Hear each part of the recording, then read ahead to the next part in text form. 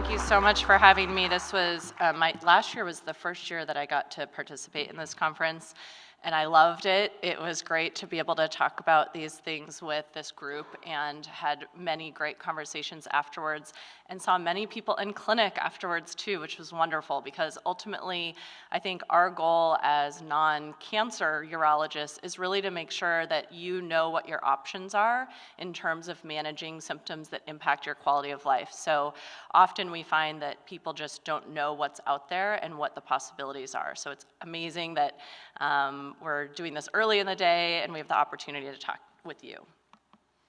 So I'm going to talk about urinary symptoms, and I'm a reconstructive urologist, as is Dr. Breyer, who's our chair, and he'll talk to you next about erectile dysfunction.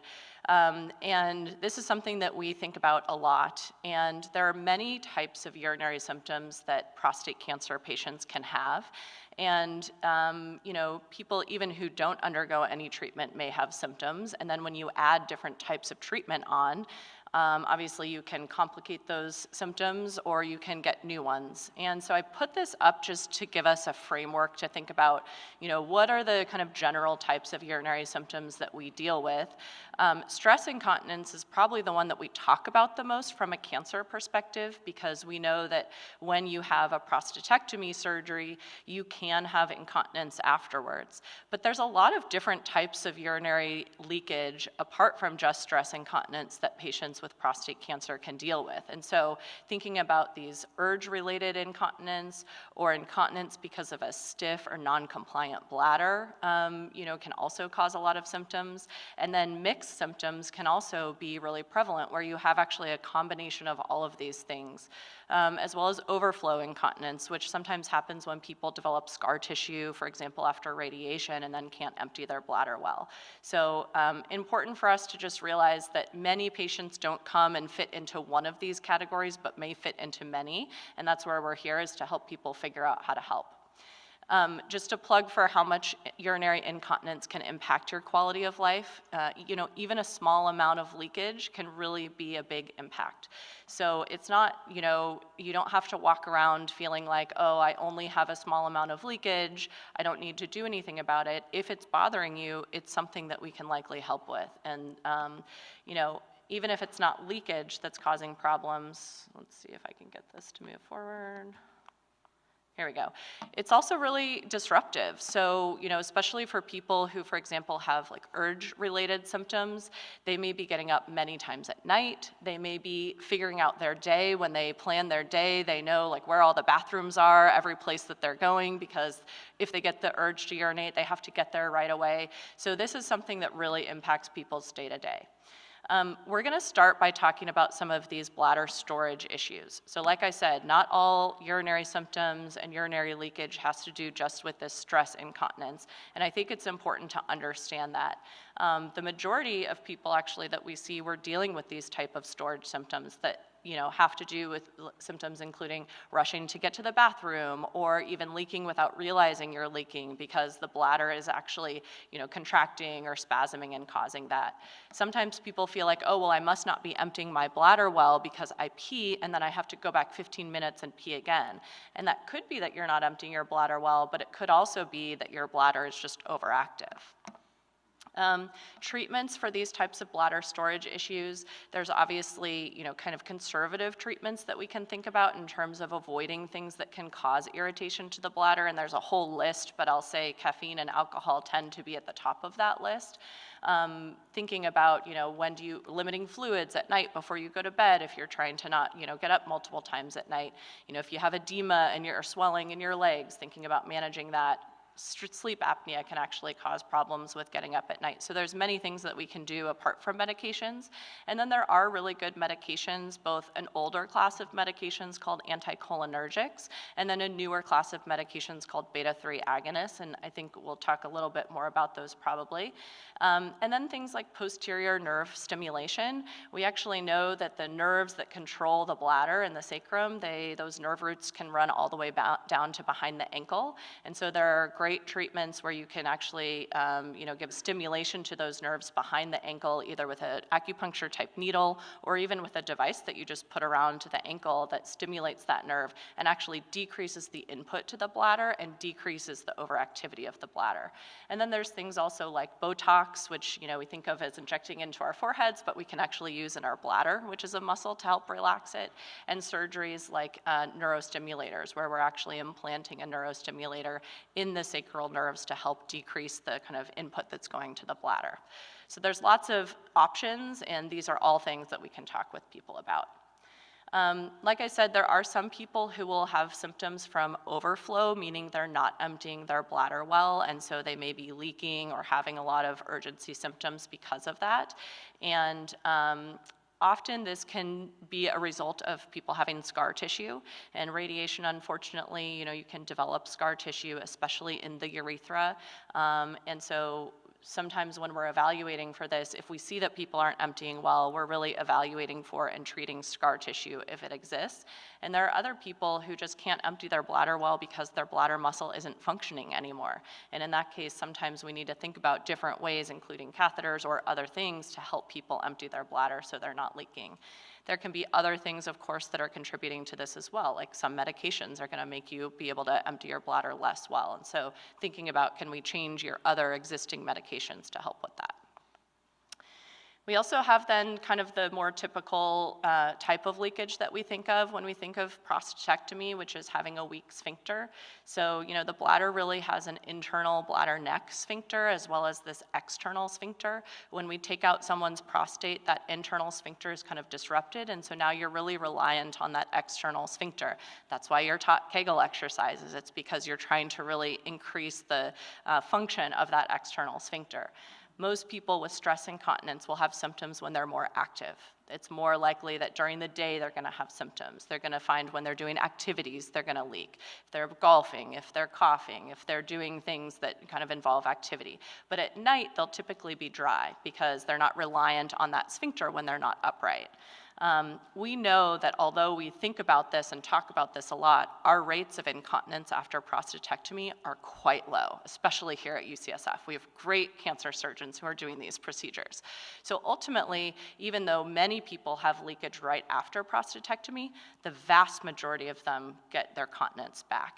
It can, though, be a second hit if you have to have radiation in the future, because now you've taken, the radiation and, potentially given extra damage to that sphincter that was previously working well for you. So I would say the majority of people that we see at UCSF for incontinence, stress incontinence, are actually not right after they've had their prostatectomy, but after they've subsequently developed radiation or had to have radiation.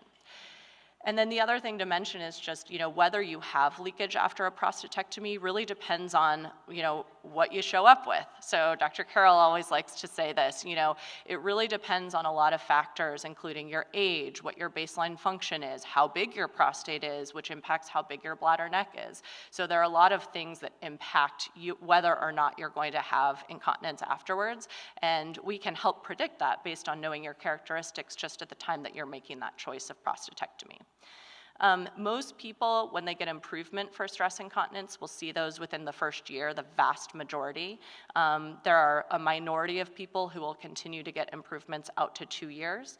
And like I said, we already talked about, radiation really impacting that. Kegels help. We know they do. There's really strong data that show that they help you return to continence earlier. So I think that's the big thing to think about, is that learning to do those Kegel exercises can help with earlier return to continence.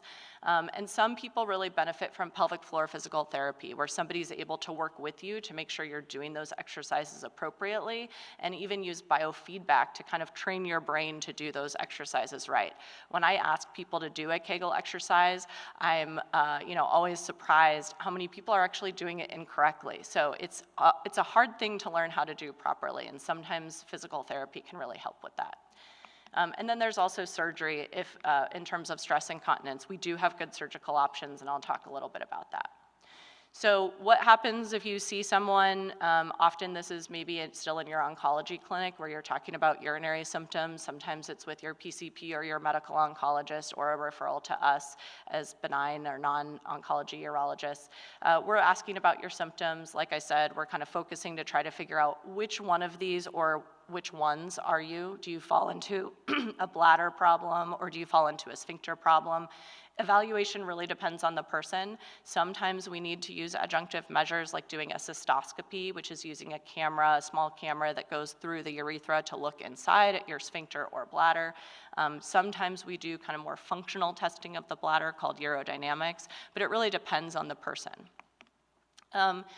Everybody probably knows about various workarounds for leakage, and so I put this up just to say that, if you have leakage and you want it managed, it's not just that you have to do surgery for it. There are other things that work in certain scenarios, and some people find these things work really well for them. If there's somebody who leaks a lot and really doesn't care about that, but wants to be able to go out to dinner with their friends for 2 hours without smelling like urine, a Cunningham clamp, for example, which is like one of those clamps on the right side, can be really useful. They can put that on for a couple hours and be dry and not smell like urine. So there are other options. In terms of surgical treatments, I get this question a lot. Bulking, which is very effective for women, which is where you inject some bulking agent at the bladder neck to try to make people continent, works great in women, does not work well in men. We've wanted it to work in men. It's such an easy treatment, but data and more data just show that it really isn't effective. I wish it was. There's adjustable devices. These can be various devices. I would say they're newer on the market. There's less long-term data about them, so they're less used, less widespread. Very standard treatments that have been around a long time are a male sling and then an artificial sphincter. I'll talk a little bit about those briefly. Sling surgery is where you put a piece of mesh under the urethra and you effectively lift the urethra up to help prevent outflow. So you're basically increasing the outflow resistance to try to prevent urine from leaking. These work great in people with mild to moderate leakage. They don't work well for people who have had radiation. And so again, these are things that we really need to think about going in. What is somebody bringing to the table to make the right choice for them? A sphincter is a surgery where we can basically give someone an artificial sphincter. So that external sphincter that's not working well, we can put one in. You can kind of see the picture of what the device looks like. It's a hydraulic device. They're coming out with devices now that actually aren't controlled by a pump in the scrotum. There's ones that are going to be coming on the market that are electronically controlled. These are great because no matter how much you leak, these can really get you nearly dry or completely dry. They do have, problems. They're devices. They malfunction. They, can cause erosion or infection. So I always tell people love them when they get them, but you have to know that, there's a decent chance you may need to have another surgery related to your sphincter in the next 10 years. Usually when we have to take one out for erosion or infection or something, the next question is like, when can we get it put back in? So we know that people really like these. We did some research, and I only put this up just to show you, people who get these stress incontinence surgeries have no regrets about them, very, very few of them. In general, they really improve people's quality of life and people are very satisfied with them. And when we looked at, satisfaction with people's decisions about stress incontinence, we found that actually it was the people who didn't choose to do anything who kind of were regretful about their decisions because they continued to live with their poor quality of life with leakage. So again, this is an opportunity for us to tell you there are options. You don't have to live with incontinence. These choices are very personal, and it really depends on who you are and what you value, what matters to you, and what you're willing, what gains you want to make for what potential consequences. So, this is really an individualized decision that you make, and we help you make that because we've made this with, hundreds of other people. And we're thinking about all of these things, like how does radiation impact your success rates? What's the choice between, a sling or a sphincter in terms of how likely you are to get dry, and what are your goals? Are your goals to be completely dry, or would you rather not have to operate a device, but maybe still have to use a pad? So these are things that are discussions that we have with people. And we're happy to see everybody to have these discussions, and many of the people we see end up appreciating to know what's out there, but then not even going forward with something at first, and that's totally fine. It's really about you knowing what the options are. So I'll leave it there. This is just a picture of me and my kids, so you know who I am personally. They helped me to show up and be able to treat all of you, and they know more at 5 and 7 than anyone else does about the urinary tract. It's incredible. So with that, I'll introduce you. You want to come up and introduce Ben? Okay, great. So happy to answer questions afterwards.